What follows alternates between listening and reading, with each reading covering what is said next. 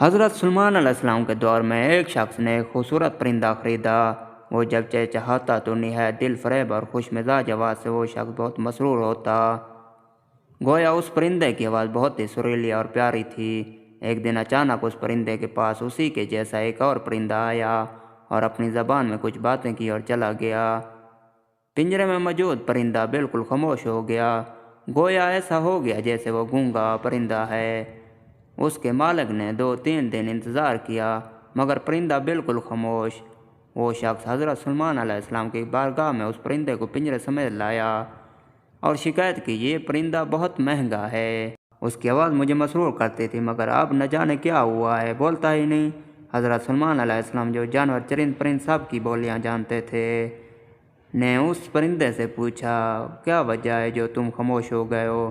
وہ پرندہ عرض گزار ہوا ہے، اللہ کے برحق نبی، یہ شخص سمجھتا ہے میں خوش ہو کر چہچہاتا ہوں مگر حقیقت یہ ہے کہ میں دیگر آزاد پرندوں کو دیکھ کر روتا ہوں۔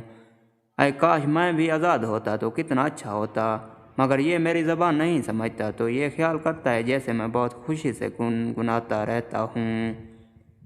پھر ایک دن میرا ایک ہم جنس میرے پاس آیا اور کہا کہ یہ شخص تیری زبان نہیں سمجھتا بلکہ سمجھتا ہے کہ تو بہت سریلی آواز کے ساتھ خوشی خوشی چہچہاتا رہتا ہے۔ اگر تم اس کی قید سے آزاد ہونا چاہتے ہو تو رونا چھوڑ دو، بولنا فریاد کرنا بھی چھوڑ دو کہ اس پر تمہارے الفاظ اثر ہی نہیں کرتے کیونکہ یہ تمہارے درد کو سمجھ ہی نہیں سکتا۔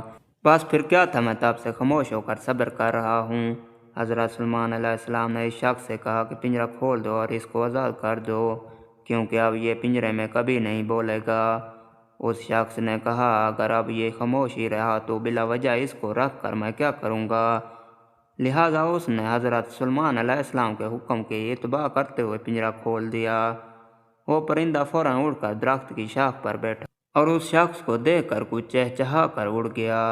اس شخص نے حضرت سلمان علیہ السلام سے عرض کی کہ یہ کیا کہہ کر گیا ہے؟ آپ علیہ السلام نے فرمایا کہ اس نے کہا کہ اگر تو بھی اپنے غموں اور مصائب سے آزاد ہونا چاہتا ہے تو خاموش ہو جا اور صبر کر، کسی سے کچھ شکایت نہ کر، تو تجھے بھی ایک دن سارے غموں سے نجات مل جائے گی جو تو لوگوں کو سناتا رہتا ہے مگر وہ بے احساس لوگ تیری زبان جانتے ہوئے بھی تیری بات نہیں سنتے۔